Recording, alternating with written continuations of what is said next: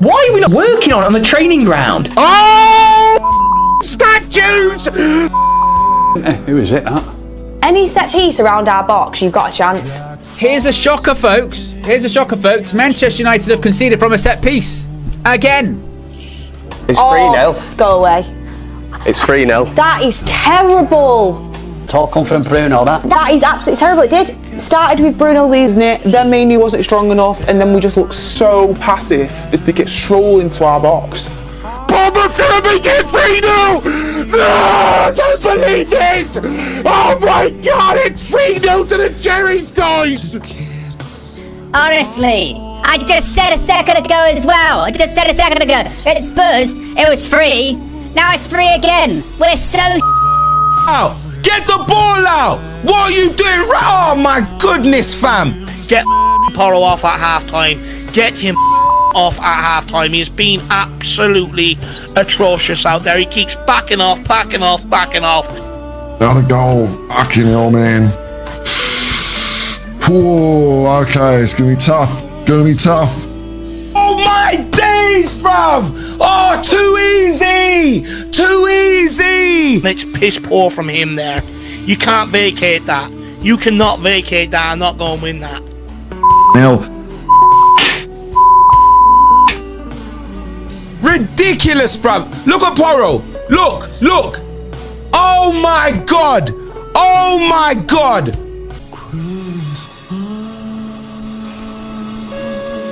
There it goes. 5, you know. 5.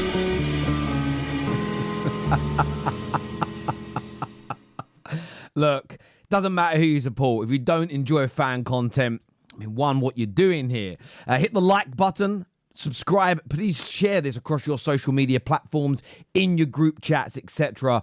And leave us a comment below. Let us know what you think and what you feel. A painful day yesterday for myself, for Manchester United fans, and for Tottenham fans. And there's loads to unpack. There's loads to go through. There's loads of opinions to gain. We've got another video dropping this afternoon. We're going to get into a few more of those conversations in more detail. But let's take a look here. Even the still shot here of Saeed is making me die. I do find watching this stuff very cathartic. So let's jump into what Saeed had to say here. You see INEOS here? You see fucking INEOS here? I'm in the car park, mate. I want this team. I'm in the car park. Do you know the first bit of the car park's thrown me? Okay, car park. So like you say, I'm gonna have a word with you, right? But I might be completely wrong here. I know the ticket prices thing isn't good, and people aren't happy about the £100 bonuses taken away from staff, the Christmas turkey money type thing. I don't get why INEOS are getting so much stick. The only real big decision footballing-wise they've made that's wrong is they should have got rid of Ten Hag in the summer. But they've rectified that by sacking the man who made the decision. But let's listen to what my bro's got to say here. Gone. I swear down, bro. I will be going to your head office. Yeah? Do you know what? I don't think he should do it. I know he's angry. He probably won't do it. But part of me wants to see that content. Please film it if you do. You're hearing that, Jim Ratcliffe, yeah? If this team, yeah, is not broken down and obliterated, yeah, I'm coming to see you personally, bro, yeah? I am sick and tired of this shit team that we have assembled, mate. Ten Hag as well, wallahi, billahi tullahi, yeah? Let me tell you something, bro. You have crimes, yeah, to pay for 600 million of this shit and enabling half of these lot to stay at this football club. You know what? I understand the frustration and anger. I agree with him. This squad needs to be overturned, but it will be. I'm not. Maybe he's right here in the sense of we've got to keep our foot on the neck of the new sort of regime that are running the club. We didn't do a good enough job as Man United fans with the Glazers. We didn't. All of us, including myself in this, we didn't put enough pressure early enough on them to do the right thing. So I understand that.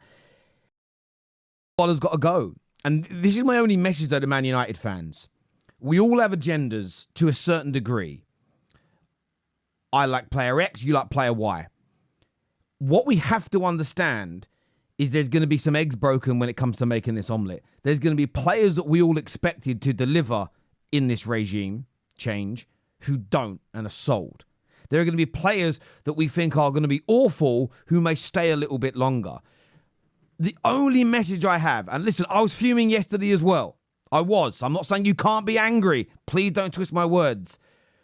I think we've got to learn, as United fans, as best we can, to keep our powder dry when it comes to decision making, because we are not going to see the fruits of this labour that you're asking for. All the things we want, let's say we do them. It is going to take 2.5 to 3 years to see consistency from that work. So until that point, you get people to turn around and go, all the things that went wrong in the first 2 or 3 years of Arsenal's rebuild with Arteta and Edu. The things that went wrong in the first 2 and a bit years, with 2 years really, with Clearlake as an example. So much of that has to happen to get to where they are now. To get to where City have been and Liverpool are. Go back to their early days and look at the mistakes, the bad signings, the manager appointments, the problems they all had at board level. Just go and look. It takes time. Man United, in my opinion, are not going to buck that trend because it's common practice. But I do get the sentiment 110%. I really, really do. Let's take a look here at... Am I going to the right one? It's no, that's not the right one. This is what I want at GameStar. GameStar. We're going to go to expressions in a minute. Take a look at this. 여기 공격수가 있는데 여기 안 막지 그냥 공만 보고 있다. 연병하고 있어. 아 진짜 제발. 이게 저 모르시는 분들이 있어서 이거는 확실히 관리 가자. 가르다 쪽 골이야지.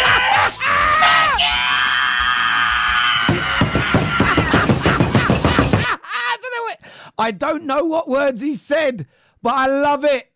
I love this guy. I watch. He's one watch along that I have on quite a bit while I'm watching Man United games. And the reason I do it is because I want to understand. I don't understand his language, but I understand everything he's saying in a footballing sense. And it's beautiful. It's majestic. I love it. Big up GameStar. And he doesn't have a massive following on YouTube, or the YouTube channel I watch doesn't have a massive following, right? I was looking at this the other day, but on other platforms, I didn't realise how big this guy was. And I mean that with absolute respect. The geezer's a legend. The legend, mate. He's a legend. Speaking of legends, let's take a look here at expressions. Obviously, we've seen him in a montage at the beginning, highly frustrated at the amount of goals Tottenham were conceding. But this is amazing. Fucking fan cam, bro. It's gone back up to 12, blood. It must have sent them to ads, blood.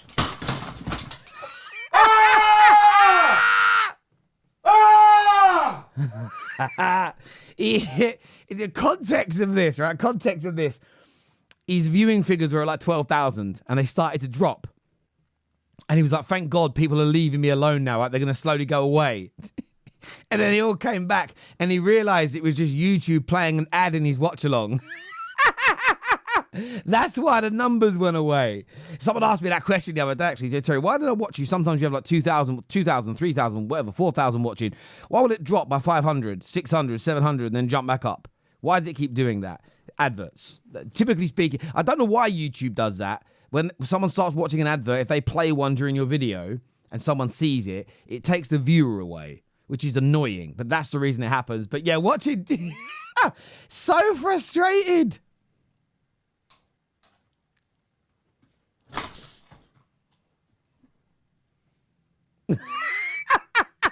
I like the silence. The silence. Listen, this is a man who's probably the best wordsmith in the fan channel community. But that silence at the end there was powerful, palpable, brilliant, and entertaining. It really, really was. And on Tottenham, there's another Tottenham clip I'm going to play for you in a second. But on Tottenham, we're going to discuss this in detail on the Top 6 show tonight. So 6 p.m. UK time. Make sure you're locked in. But what I find very interesting about this conversation is this massive divide between Ange out and the club needs to do more to back him. And I understand both sides of the argument, but I want to throw this into the mix. If you don't believe Levy and co are going to change in terms of the standard of player they buy, what they're willing to pay the better players in salary to keep them, and your overall ambition as a club, then you need a manager that suits that as well. You can't have I think Big Ange could do a very good job, potentially, if he went to a country, if he took over Bayern Munich, if he took over a Real Madrid or a Barcelona, if he took over a Benfica or a Porto, obviously we've seen it at Celtic already. I think if he has, predominantly speaking, the best squad in the league, I think he can deliver. His system anyway. I don't think you can do it when maybe your squad is 3rd, 4th, 5th, 6th, 7th, 8th, 9th, 10th. You need a different type of manager. So I don't think the conversation is very polarised around Ange and Tottenham.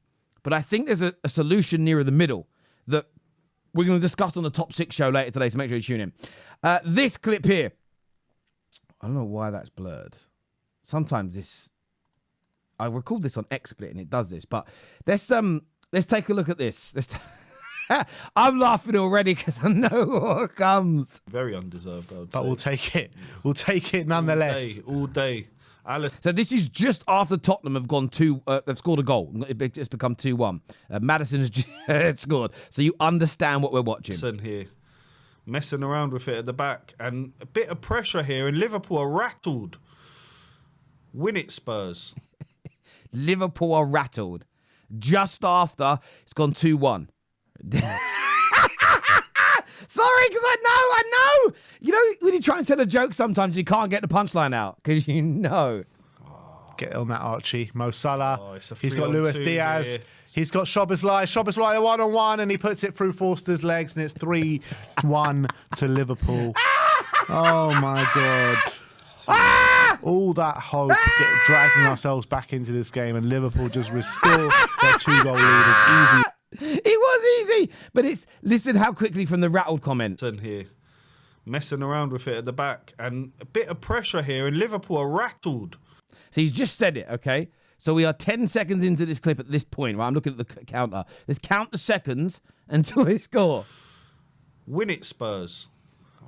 Get on that, Archie. Mo Salah. He's got 3-on-2 Luis Diaz. here. He's got Szoboszlai. Szoboszlai one-on-one, and he puts it through Forster's. It's 10 seconds! It literally, 10 seconds from, I think we've got these guys rattled, we're coming back, to, shit, it's 3-1. See why I love fan content, because it's raw, it's organic, it's brilliant. And listen, we all say things in the heat of the moment. We all say things during games that go wrong. And I think that's the beauty of what we do. I suppose I'm going to be addressing this in a bit of Christmas content that's coming out in the next few days. But I will say this. The only bugbear I probably have when it comes to these conversations is that, and I want to say this in the right way, we're becoming a little bit poisonous as an injury, and we're gonna discuss that another time. You'll understand what I mean by that. I'm not talking about these boys here, of course. But that sent me, bruv. That sent me. As ever, I want to thank everybody that DMs me the clips or sends me the clips through that we feature on the show, whether it be the montage at the beginning, whether it be the clips that we're playing here during the show. Do me a favor and hit the like button. Make sure you're subscribing, and please share this across your social media platforms as best you can. Until next time, everyone, take care, goodbye, God bless, and I'll see you all again soon.